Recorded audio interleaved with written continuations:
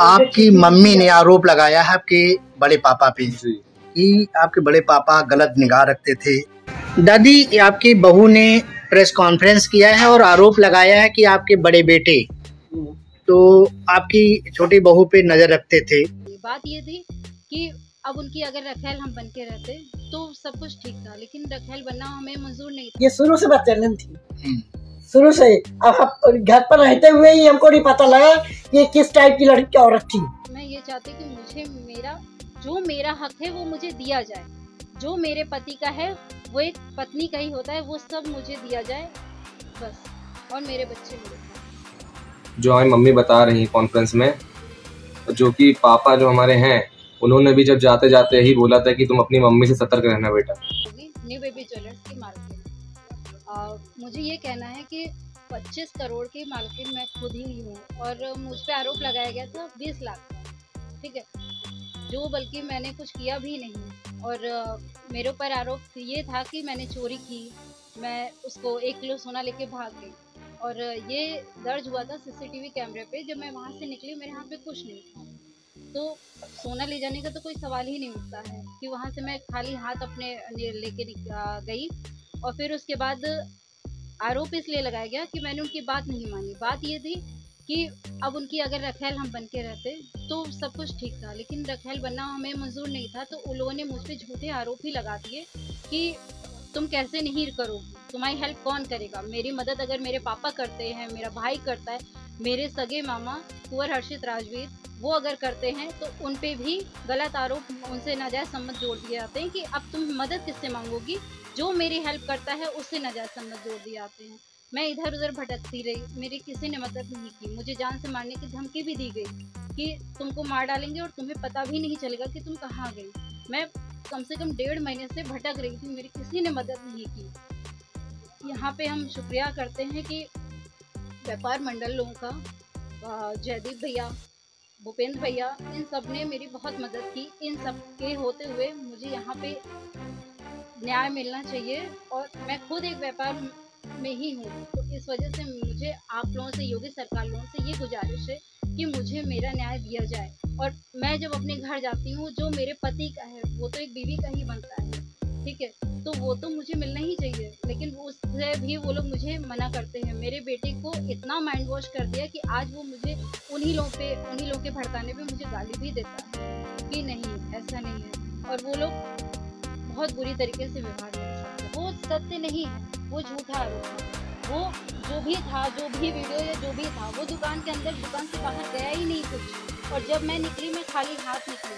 वहाँ पे पुलिस प्रशासन सबने उसको चेक किया, सीसीटीवी कैमरे को चेक किया, छाया चौराहे पे जो सीसीटीवी कैमरे लगते हैं वो चेक किए गए। मैं खाली हाथ थी भाई, और जो एलिगेशन लगा था वो 1 किलो सोने का लगा था। 1 किलो सोना हवा तो है नहीं, कुछ किसी में तो रहेगा, इतना तो हम भी जानते हैं, आप भी जानते हैं, तो कहाँ से ले जाएंगे। मैं खाली हाथ थी, इसीलिए मुझे छोड़ा गया, नहीं तो मुझे तो अरेस्ट कर लिया जाता तुरंत।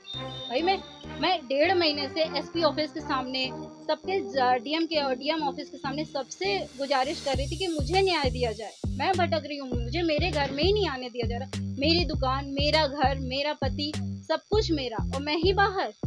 और मैं अकेले निकली, मैं घर से अकेले निकली और अकेले ही गई, और अकेले ही पुलिस के वहाँ मैं खुद ही आई। और ये है कि जिनका नहीं है वो लोग खुद ही हथियाए बैठे हुए हैं। एक जैसे होता नहीं कि सांप की तरह उसको हड़प लेना, वो ये करना चाह रहे हैं। मुझे मेरे घर से दूर करके, मेरे बच्चे को बहला फुसला के, आगे चल के पता नहीं, वो नाबालिग है बच्चा मेरा, उसको क्या खिला दें क्या पिला दें मैं नहीं जानती। बस एक माँ हूँ, मुझे अपने बच्चों को भी बचाना है उन गिद्धों से, उन दरिंदों से, उन बलात्कारियों से। जैसे पामेश रस्तोगी वैसे उनका बेटा भी, उनका बेटे ने क्या किया, मेरे पास बहुत सारे सबूत हैं। पामेश रस्तोगी के खिलाफ भी सबूत हैं मेरे पास, और उनके बेटे यश रस्तोगी, सबके लिए सबूत हैं। उनका कहना था कि मैं उनकी रखेल बन के रहूं, अपने जेठ पामेश रस्तोगी की। उन्होंने मुझसे कहा कि तुम मेरे साथ रहो, तुम्हें कोई दिक्कत नहीं होगी, और जैसा मैं कहता हूँ वैसा करो। तो मैंने कहा नहीं, ऐसा नहीं होगा। तो कहा अगर ऐसा नहीं करोगे तो मैं तुम्हें इस घर से निकाल दूंगा और तुम्हें जायदाद से भी बेदखल कर दूंगा, और फिर तुम्हारे बच्चों का क्या होगा वो तो उसको तो ऐसा मैं माइंड वॉश करूंगा कि वो तुम्हारी तरफ देखना भी नहीं पसंद करेगा। और आज वही सत्य है, मेरा बेटा मुझे देखना भी नहीं पसंद करता। जी, मेरे जब हस्बैंड थे तो उनके बड़े भाई कामेश्वर थे, तो मेरे हस्बैंड उनको बिल्कुल नहीं पसंद करते थे उनको, बल्कि इसी बात पे बीच चौराहे पे एक बार घंटा घर पे उन्होंने गाली भी बकी थी कि, और उनका आना मेरे हस्बैंड को बिल्कुल नहीं पसंद था। मेरे हस्बैंड की मृत्यु 25 दिसंबर को हो गई, उसके बाद इनका घर पे आना जाना शुरू हो गया। उन्होंने ये भी बोला कि जैसे तुम उनके साथ रहती थी वैसे मेरे साथ रहो, कोई दिक्कत नहीं है, मैं तुम्हारी हर ख्वाहिश पूरी करूंगा। तो मैंने कहा ये नहीं हो सकता, मेरे हस्बैंड आपको नहीं पसंद करते थे, आप यहाँ जाइए, तुमको करना पड़ेगा, तुम जिससे मदद मांगोगी उससे मैं तुम्हारे नाजायज संबंध जोड़ूंगा। किससे मदद मांगोगी? रहना तुमको यहीं पे है और मैं तुम्हारा हर तरीके से शोषण करूंगा और तुम कुछ नहीं कर पाओगे। तो मैंने अपने मायके में किया, मायके में मेरे पापा को ही मुझसे मेरे नाजायज संबंध जोड़ दिए गए कि, और मेरे भाई को उससे वो आया बेचारा, वो कहने आया तो उसको धमकाया, डराया और कहा कि अगर तुमने कुछ बोला तो मैं तुम्हारे खिलाफ भी एक FIR डालूंगी कि तुम भी ऐसे ही हो, तुम्हारे साथ भी इसके नाजायज संबंध। क्या नाम है दादी आपका? मेरा नाम पुष्पा राउत। अच्छा, कितनी उम्र होगी दादी आपकी? 75 साल। दादी, आपकी बहू ने प्रेस कॉन्फ्रेंस किया है और आरोप लगाया है कि आपके बड़े बेटे तो आपकी छोटी बहू पे नजर रखते थे, गलत निगाह से देखते थे और एक FIR दर्ज करवाया है। क्या है पूरा मामला आप लोगों का? ये शुरू से बदजनन थी, शुरू से। अब घर पर रहते हुए ही हमको नहीं पता लगा कि ये किस टाइप की लड़की औरत थी, क्योंकि मेरा बेटा मारता था उसको, इसने ही जहर दे के मार भी डाला है, समझ लो। धीरे धीरे धीमा धीमा जहर देती रही। तो हम लोग जब हम घर पर रह के नहीं समझ पाए तो आगे कौन समझ पाएगा, इसी के पीछे हमको घर छोड़ के जाना पड़ा। बहू आपकी कह रही है कि हमारे ससुराल वाले सब लोग आरोप लगाते हैं, कभी भाई पे लगा दे रहे हैं, कभी मामा पे लगा दे रहे हैं और गलत लगा रहे हैं, आरोप लगा रहे हैं। हमने किसी के ऊपर आरोप नहीं लगाया, जो है वो सामने खुद ही उसका भाई खुद ही बोला, अपने आप खुद बोला है इसका भाई कि ये अपने आशिक के साथ भाग के गई है वहाँ जाके, हमने नहीं कहा। जो बता रहे हैं, बताया कि वो सगे मामा है। सगे मामा नहीं, चचेरे मामा है। इनकी बुआ का घर इनके घर के सामने पास ही में बुआ के घर आती थी, वहाँ जाती थी। अब मोहल्ले के लोग बताते हैं कि पहले से इसका अफेयर चल रहा था। हम क्या जाने, पहले तो हमको पता भी नहीं था। जिस प्रकार से ये बोल रही थी, अबे जैसे करती है क्या किया क्या नहीं किया, इसने क्या नहीं किया करती रही। तो बेटे, जब आपके बेटा था तो क्या रोज इसकी इन लोगों की रोज होती थी। 4 बार उसके पहले भाग चुकी, उसके बाद ही बीमार हुए हैं। 4 बार जा चुकी है घर से बाहर भाग भाग के, इसीलिए मारपीट होती थी। उनका कहना है कि हमारे जो बेटा है और बच्चों को उन्होंने भड़का रखा है। वो तो उनके बच्चों से खुद पूछ लो, हमको क्या पड़ी, हम इस उम्र में इनके बच्चों को संभाल पाएंगे? हमारे इतनी ताकत है क्या संभालने की जो इनके बच्चों को संभालेंगे? उस लड़की को छोड़ गई, उसको पथरी थी, ना उसकी दवा की ना कुछ, अपनी 5-5 हजार की बढ़िया पूरी बॉडी चेकअप करा रही थी, अपना फेशियल करा रही थी, अपना सब कर रही थी। उन बच्चों को कोई ध्यान दिया इसने? जब हमने चेक कराया, दर्द होता था, उसको तकलीफ होती थी, या हमने दर्द हुआ दिखलाया, अल्ट्रासाउंड कराया तो उसकी रिपोर्ट गई, उसको पथरी निकली, उसका इलाज कर रहा। देखा इसने क्या? कितने साल शादी हो गए थे? सब इसकी शादी के 17 साल बोलती थी, जो चोरी करके लेके गई बोली 17 साल का ब्याह लेके जा रहे हैं, ये बोली थी। कैमरा में होगा, अगर आवाज निकली होगी तो ऊपर कैमरा में होगा, कैमरा में सबके सामने जो बोलते ही, जो सारा वहीं पूरे कैमरा है ऊपर लगा हुआ। जिस दिन रात में ये चोरी की, हमने तो देखा नहीं था, इसके बाद लड़के ही नहीं पकड़ा, इसके लड़के नहीं आवाज लगाई हमको, दादी यहाँ आओ देखो आके, हम तो ऊपर चले गए थे। अच्छा, जब घटना हुई थी उसके बाद ये क्या चली गई थी? आप लोगों ने FIR दर्ज करवाया था, क्या मामला था?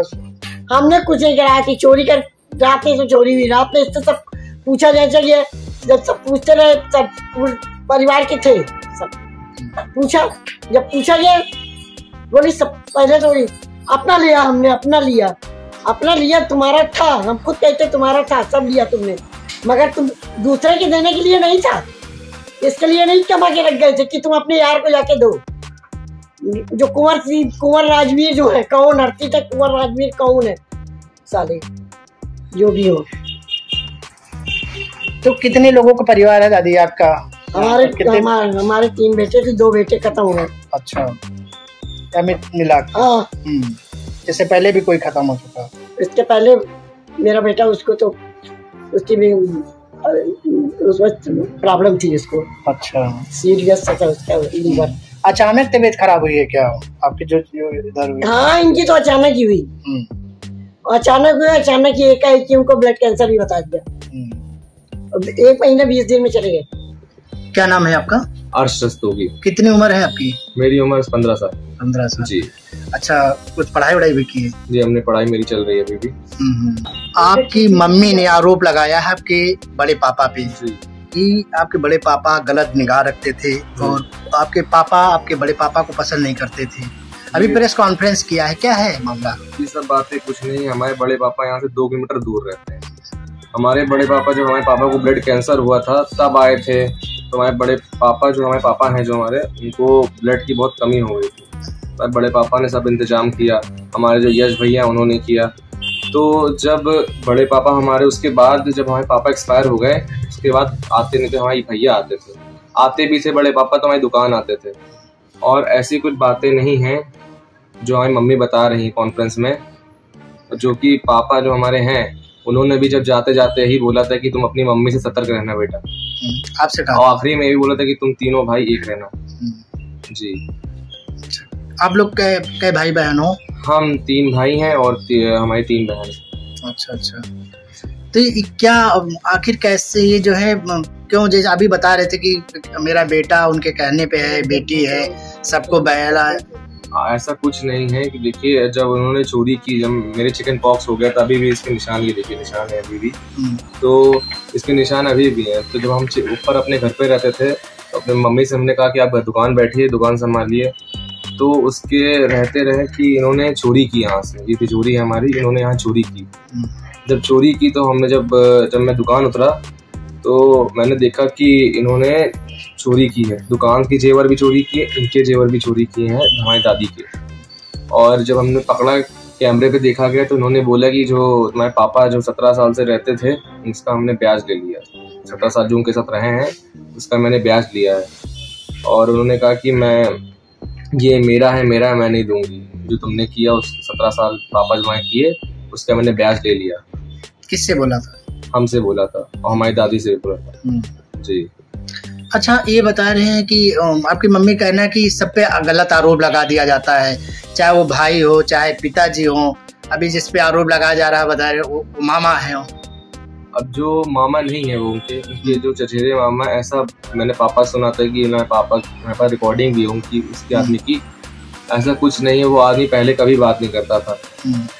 वो आदमी मतलब इनका कोई है भी नहीं। वो आदमी अब उनका अब हम कुछ बोल नहीं सकते, उनका यार है। अब वो जो भागी हैं उनके साथ भागी हैं लेके सोना। अच्छा जी। पहले आते थे। आप नानी के वहाँ घर जाते थे?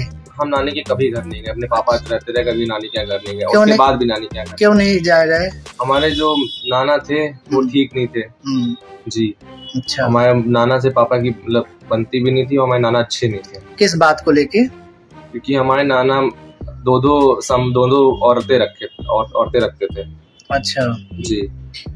अच्छा जी। हमारी जो मम्मी थी वो पहले तो बोलती थी कि नाना नहीं अच्छे, नाना नहीं अच्छे। अब जो बोल रही है बहुत गलत बोल रही है। जी।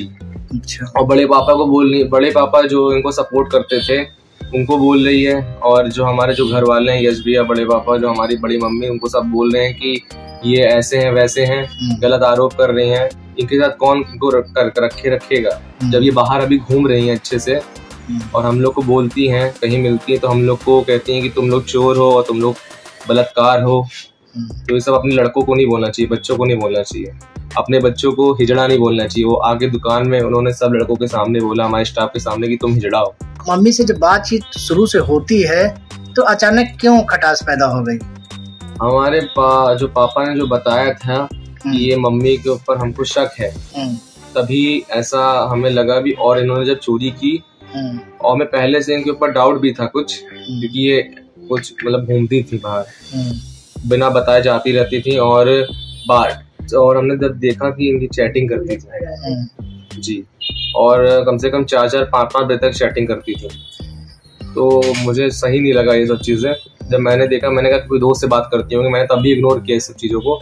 बट जब मैंने देखा चोरी किया इन्होंने, तो मुझे अच्छा ही लगा। और इन्होंने कहा कि वो मेरे मामा हैं, ये हैं, बट उनके मामा नहीं। और मैंने मैसेज में एक बार देखा था कि मेरी जो बहन ने बताया जैसा कि उन्होंने वो भेजते थे मेरी मम्मी को कुमकुम आई लव यू। ये सब कहना अच्छी चीज़ नहीं है। कोई मामा अपने भांजी को कुमकुम आई लव यू नहीं बोलता है।